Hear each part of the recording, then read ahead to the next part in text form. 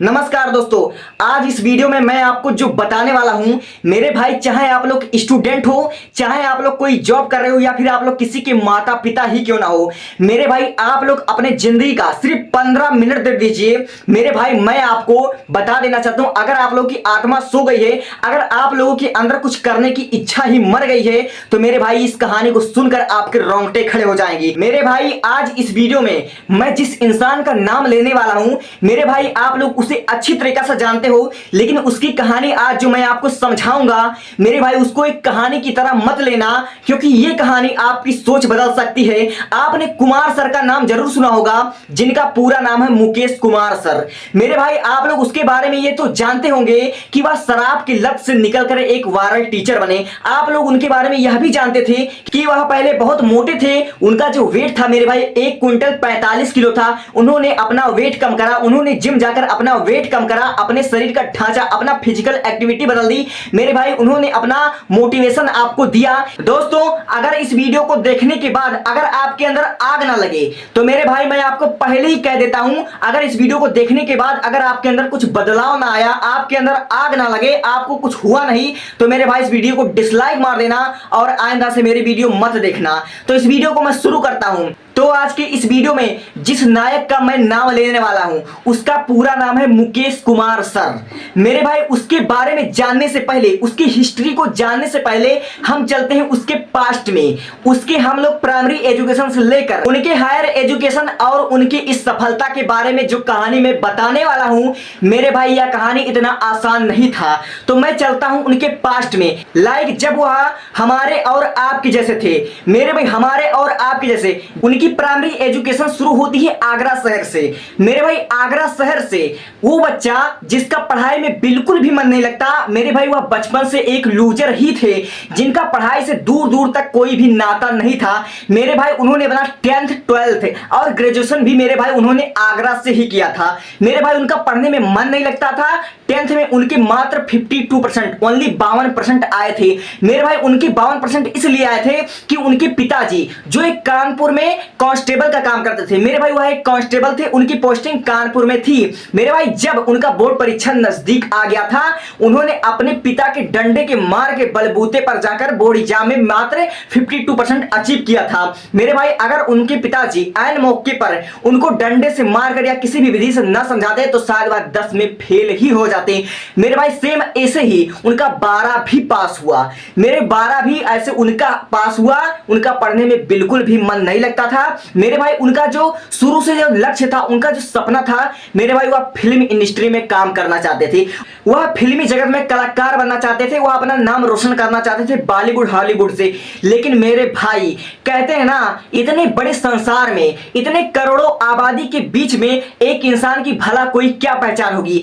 मेरे भाई उन्होंने अपने माँ बाप को धोखे में रखकर मेरे भाई फिल्म के पीछे, वह फिल्म में कैसे एक्टर बने, उनके पीछे लाखों रुपया उन्होंने खर्च कर दिया। मेरे भाई उन्होंने अपने माता पिता से पैसे लिया, यहां तक कि उन्होंने अपने रिलेशनशिप से, मेरे भाई उन्होंने अपने पड़ोसियों से तक उधार लेकर फिल्मी जगत में अपना मतलब पैसा सब कुछ वेस्ट किया और हुआ कुछ नहीं। वह हार करके चारों तरफ से ठोकर खा के आ गए घर। उनके पिताजी ने उनको समझाया कि फिल्म में बेटा काम करने से कोई मतलब नहीं होगी, तू आगे पढ़ाई कर। मेरे भाई तो उन्होंने जबरदस्ती ग्रेजुएशन तो कर लिया। मेरे भाई उन्होंने ग्रेजुएशन में एडमिशन ले लिया, उन्होंने जबरदस्ती ग्रेजुएशन करना शुरू कर दिया। मेरे भाई तो हुआ क्या, एक दिन वहां जा रहे थे आगरा में, साइकिल से जा रहे थे, वहां पर कोई चौराहा था। मेरे भाई चौराहे का नाम तो मुझे उतना क्लियर नहीं है, लेकिन वहां किसी चौराहे पर किसी काम से साइकिल लेकर जा रहे थे।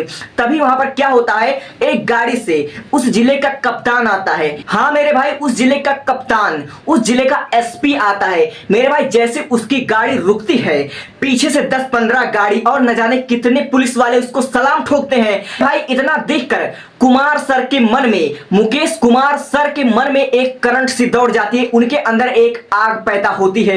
लेकिन मेरे भाई फिर भी उस समय उनको इतना नॉलेज नहीं होता था कि एसपी क्या होता है, जिला कलेक्टर क्या होता है, आईएएस आईपीएस क्या होता था। मेरे भाई उन्होंने अपने बगल के एक इंसान से, एक आदमी से पूछा कि ये आदमी कौन है जो वर्दी पहन रखा है, ये पुलिस वाला आखिर है कौन। तो उन्होंने बताया कि वह इस जिले का आईपीएस अधिकारी है और और उसका पूरा नाम मेरे भाई श्री राम कुमार विश्वकर्मा था। आप लोग सर्च कर सकते हैं, ठीक है। उन्होंने जो स्टॉल पर भी अपना मतलब दिया है मेरे भाई। तब उन्होंने उसी रात से अपने मन में ठान लिया कि मैं भी एक दिन आईपीएस ऑफिसर बनूंगा, मैं भी एक दिन कलेक्टर बनूंगा। लेकिन मेरे भाई आप लोग सोच सकते हैं, जिसने अपने प्राइमरी एजुकेशन से लेकर अब तक, जो कि इस समय वह ग्रेजुएशन कर रहे हैं आगरा से, अभी तक उन्होंने किताब भी नहीं पढ़ी थी मेरे भाई। उनका किताब से इंटरेस्ट नहीं था। पिता के डंडे के मार से बोर्ड एग्जाम में 52% अचीव करने वाला लड़का एक आईपीएस, एक आईएएस, एक कलेक्टर बनने का सपना देख रहा था मेरे भाई, जो कि एकदम इम्पॉसिबल था। लेकिन मेरे भाई कहते हैं ना कि जब दिल में आग लग जाए तो फिर मन करता है या तो कर जाए या फिर मर जाए। मेरे भाई उन्होंने यह बात सोचना शुरू कर दिया और उसी दिन से उन्होंने पढ़ना शुरू कर दिया मेरे भाई। एक दिन क्या हुआ, पिताजी का कानपुर से फोन आता है मेरे भाई। कानपुर में उनकी पोस्टिंग थी उस समय। तब उन्होंने रात को करीबन 11-12 बजे अपने पुत्र के पास यानी कि कुमार सर के पास फोन लगाया। उन्होंने फोन रिसीव किया।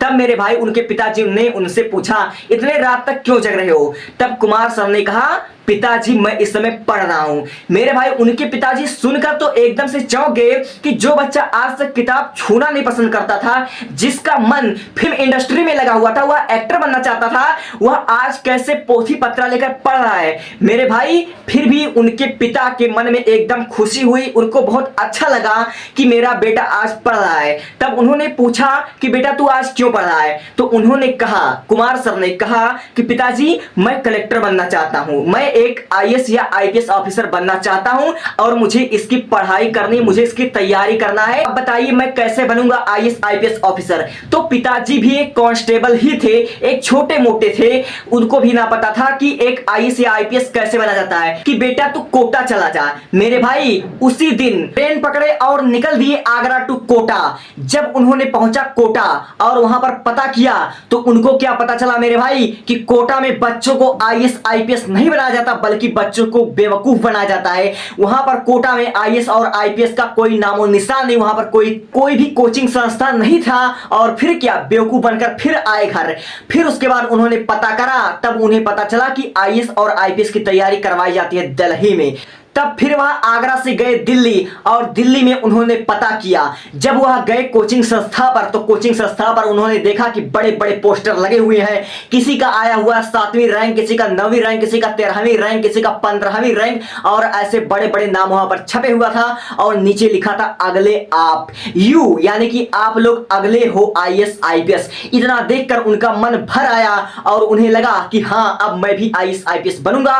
और उन्होंने गया अंदर। जब उन्होंने पता करा कि मैडम इस कोचिंग की फीस कितनी है, यूपीएससी की फीस कितनी है, तो वहां की मैडम ने उनको बताया कि जो हमारी फीस है वह हमारा है 65,500 रुपए। यह आपके तैयारी की फीस है और उसके बाद आपका रूम का भाड़ा और जो लाइब्रेरी का जो लगता है मेरे भाई 29,500 रुपया।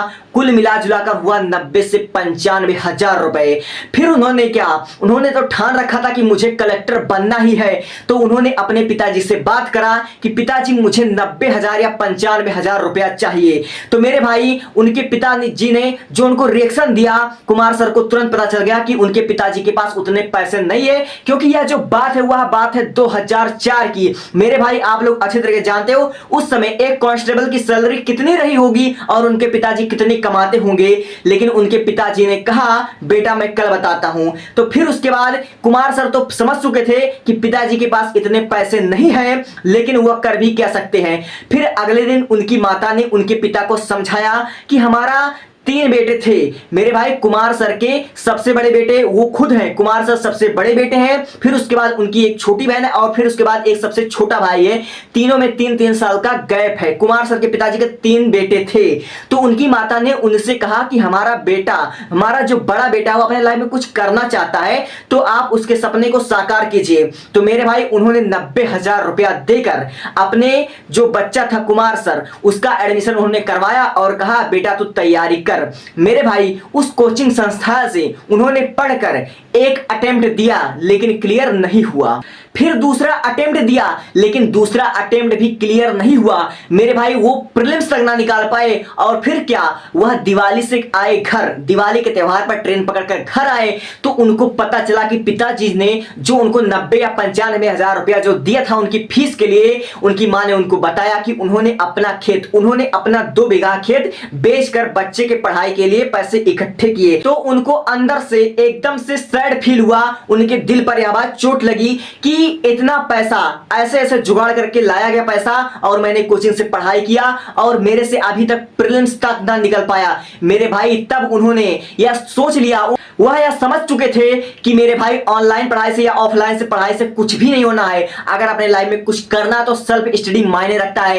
करना शुरू कर दिया और अपने मेहनत से तीसरी बार उन्होंने प्रीलिम्स निकाल दिया मेरे भाई। जब उन्होंने प्रीलिम्स क्वालिफाई किया, उन्होंने सबसे पहले अपने पिताजी को बताया, अपने फैमिली को बताया। परिवार में एक खुशी का माहौल था कि बेटे ने प्रीलिम्स निकाल लिया। सेम इसी तरह उन्होंने मेंस भी क्लियर कर लिया मेरे भाई, उन्होंने प्रीलिम्स भी क्लियर कर लिया सेल्फ स्टडी से और मेंस भी क्लियर कर लिया सेल्फ स्टडी से। लेकिन मेरे भाई जब इंटरव्यू की बारी आई, मेरे भाई आप लोग अच्छी तरह से जानते हैं कुमार सर हिंदी मीडियम के छात्र रह चुके थे। और सबसे बड़ी बात, ये जो हमारे बच्चे हैं यूपी बोर्ड, झारखंड बोर्ड, ऐसे बोर्ड के जो बच्चे होते हैं, जो बच्चे हिंदी मीडियम से पढ़ाई करते हैं, उनके अंदर एक चीज होती है, उनके अंदर कॉन्फिडेंस नहीं होता है, बल्कि उनके अंदर एक स्टेज फियर सवार होता है, उनके अंदर एक डर होता है जिसको हम हेजिटेशन कहते हैं मेरे भाई। तो क्या हुआ, इंटरव्यू में उनके हाथ पैर सब कुछ कांपने लगे मेरे भाई। इंटरव्यू में उनको बाहर निकाल दिया गया, वो छट गए। क्यों? क्योंकि जब उनका इंटरव्यू लिया गया मेरे भाई, वो एकदम से कांपने लगे, उनके हाथ पैर कांपने लगे, वो एकदम से समझ लीजिए अनकंफर्टेबल हो गए मेरे भाई, घबरा गए, इसलिए उनका मेंस क्लियर नहीं हो पाया। यूपी बिहार के बच्चों में यही होता है कि उनके अंदर एकदम से डर पैदा होता है, उनके अंदर डर भरा होता है। और जो हमारे सीबीएसई के स्टूडेंट होते हैं, जो इंग्लिश मीडियम होते हैं मेरे भाई, भले उनको कुछ ना पता रहे, लेकिन उनका जो कॉन्फिडेंस होता है, उनका जो एटीट्यूड होता है, कुछ अलग लेवल का होता है। इसलिए मेरे भाई प्रीलिम्स मेंस निकाल करके इंटरव्यू में उनका सिलेक्शन नहीं हुआ, वो फिर आगे, लेकिन उनको आगे की पढ़ाई करनी थी और पढ़ाई के लिए चाहिए था पैसा। पैसा कैसे लाएं मेरे भाई, वो अपने घर वालों से, अपने फादर से मांग नहीं सकते। उनको यह बात पहले से पता था कि मेरा 2 बीघा खेत ऑलरेडी बिक चुका है, सारे पैसे बेकार हो चुके हैं, मेरा इंटरव्यू नहीं निकला, इसका मतलब मेरा सपना अभी भी अधूरा है। इसलिए वह घर वालों से पैसा नहीं मांग सकते थे। लेकिन पैसा आए तो आए कहां से मेरे भाई, जब वह दिल्ली में थे तो उनको एक मार्केट से, गांधीनगर मार्केट से एक आइडिया आया। वहां पर जींस बिकती थी 20 रुपए की और वह मार्केट में 100 रुपए के आराम से बिक जाती थी। तो उनके मन में यह ख्याल आया, क्यों ना मैं थोड़ा सा कपड़ा बेचकर कुछ इनकम जनरेट करूं, कुछ पैसे इकट्ठा करूं, जिससे मेरी तैयारी भी होती रही और मैं अपने ऊपर डिपेंड रहूं। तो मेरे भाई उन्होंने ऐसा काम करने का सोचा, मगर उन्होंने एक पल के लिए उन्होंने ऐसा मतलब फील किया, जब उनके फादर को, जब उनके घर वालों को पता चलेगा कि मेरा बेटा जो आईएएस की तैयारी, जो आईपीएस की तैयारी करने जा रहा था, वह आईएएस आईपीएस के बदले एक कपड़ा बेचने लगा, एक कपड़ा बेचने वाला बन गया, तो मेरे भाई उनको बहुत ठेस पहुंचेगा। बस यही बात समझकर, बस यही बात सोचकर कुमार सर ने यह काम नहीं किया। फिर उसके बाद उनके मन में एक नया ख्याल आया, क्यों ना मैं जब पढ़ाई कर रहा हूं, जब मेरा सपना है आईएएस आईपीएस बनने का, तो मैं खुद का कोचिंग क्यों ना खोल लूं। उन्होंने अपने एक टीचर से, जिनसे उन्होंने ग्रेजुएशन में या 12वीं के बोर्ड में जहां से उन्होंने पढ़ा था, उस रूम को, उस बोर्ड को जिस पर पढ़ाया जाता है, उस मार्कल को उन्होंने किराए पर लिया मेरे भाई। 3000 रुपए में उन्होंने किराए पर लिया और उन्होंने कोचिंग अपना चलाना स्टार्ट कर दिया मेरे भाई। सोच सकते हैं आप लोग, जो बच्चा 9वीं 10वीं 11वीं कुछ भी ना पढ़ा हो, ग्रेजुएशन भी उन्होंने गलती से पास कर लिया हो मेरे भाई, लेकिन वो आईएएस आईपीएस की तैयारी कर रहे थे और रहे वह हिंदी मीडियम के छात्र। तो ऐसे छात्रों के अंदर कॉन्फिडेंस की कमी होती है और जिंदगी में पहली बार उन्होंने टीचिंग करने का सोचा था मेरे भाई। पहली बार उनके पास सिर्फ 3 ही स्टूडेंट, सिर्फ 3 लड़कियां पढ़ने आई। जब उन्होंने पढ़ाना स्टार्ट किया मेरे भाई, जिंदगी में पहली बार उन्होंने जो पढ़ाना स्टार्ट किया, जब उन्होंने मार्कर से कुछ लिखना स्टार्ट कर दिया बोर्ड पे मेरे भाई, उनके हाथ पैर फिर कांपने लगे, फिर उनके अंदर कॉन्फिडेंस की कमी आ गई और वो जो लड़कियां थी मेरे भाई, समझ समझ सकती थी, वही लोग समझ चुकी थी ये जो मास्टर जो हमको पढ़ा रहा है इसको खुद नहीं आता है मेरे भाई, उसके अंदर खुद कॉन्फिडेंस की कमी है। लेकिन उन लड़कियों का भला हो और भला हो चुका होगा मेरे भाई, वो लोग इतना जानते हुए उन्होंने सर को एक विश्वास दिलाया, कोई बात नहीं सर हम लोग एडजस्ट कर लेंगे, अगर आप कुछ गलत वर्ड भी बोल देते हो, कुछ गलत भी पढ़ा देते हो तो हमें उससे कोई दिक्कत नहीं है। उन्होंने कुमार सर का हौसला बढ़ाया तो कुमार सर नहीं घबराए और ऐसे से कदम मिलाकर एक टीचर और एक जो 3 स्टूडेंट थी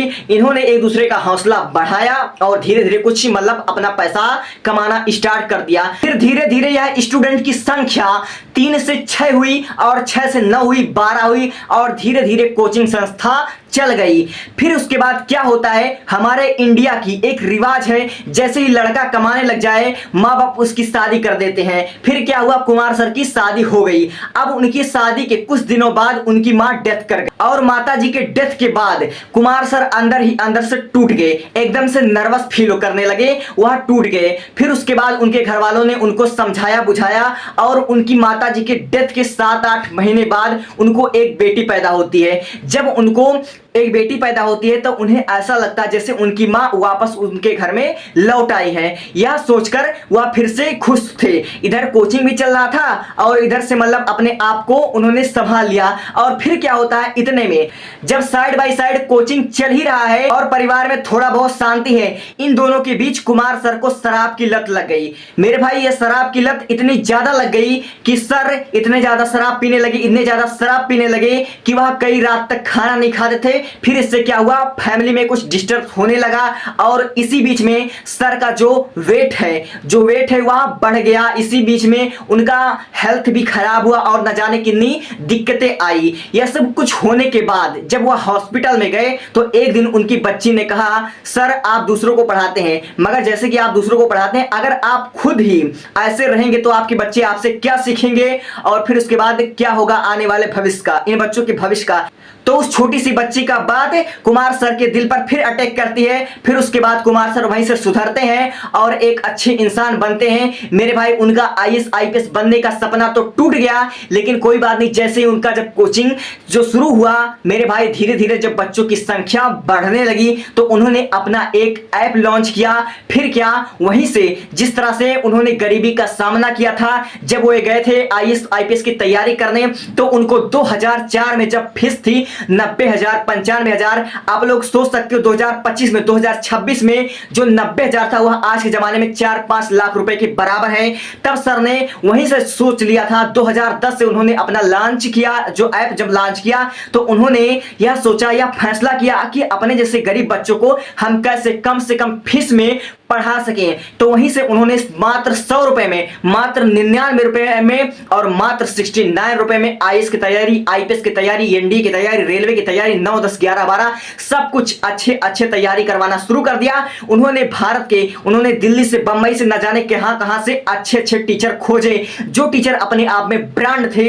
और फिर क्या, उन्होंने अपना ऐप लॉन्च किया और वह पढ़ाना शुरू कर दिए। मेरे भाई यह था कुमार सर के सफलता का राज। आई होप आप लोगों को उनकी कहानी समझ में आई होगी। मुकेश कुमार सर की इस कहानी से हमें यह शिक्षा मिलती है कि अगर हम अपने लाइफ में कुछ भी ठान लेते हैं, कोई भी काम बड़ा या छोटा नहीं होता है। चाहे आप IAS IPS बनने का ठान लो, चाहे आप डॉक्टर इंजीनियर बनने का ठान लो, या फिर चाहे आप कपड़े बेचना ही क्यों ना ठान लो, अगर आप लोग अपने मन में एक दृढ़ निश्चित कर लेते हो, अगर आप लोग सोच लेते हो कि मैं इस प्रॉब्लम को सॉल्व करके रहूंगा, तो यह एटमॉस्फेयर, यह नियति आपके सामने ऐसे कुछ सिचुएशन, कुछ ऐसे हालात पैदा कर देगी जिससे आपका सपना साकार होना शुरू कर देगा। जो आप लोग सोचते हो आपके दिमाग में सेम वैसे ही सिग्नल आना शुरू करते हैं और आपका लाइफ एकदम सफल होना शुरू कर देता है। आप जो सोच रहे हो, आप जो बनना चाहते हो वो ना बनोगे, लेकिन कोई बात नहीं, अगर आपके अंदर जज्बा सफल होने की तो आप उससे भी बेहतर बनोगे। इतना आप अपने आप पर, अपने गॉड पर भरोसा रखिए, आप लोग सफल जरूर होंगे।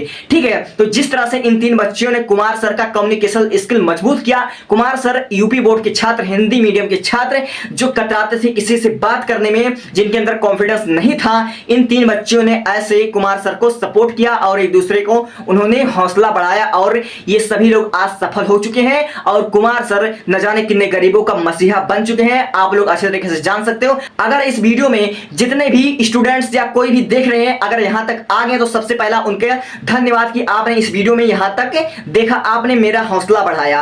ठीक वैसे ही आप लोग अपने लाइफ में अगर कुछ ठाने हैं तो आप बनोगे जरूर। अगर आपका सपना नहीं पूरा होगा तो आप अपने सपनों से बेहतर इंसान बनोगे। बस आपको क्या करना है, डिसिप्लिन से कार्य करना है। Thanks for watching. आपको यह वीडियो कैसा लगा और इस वीडियो में मैंने आपका टाइम वेस्ट किया है या फिर आपको कुछ समझाने की कोशिश किया है, आप लोग जरूर कमेंट कर दीजिएगा। Thank you.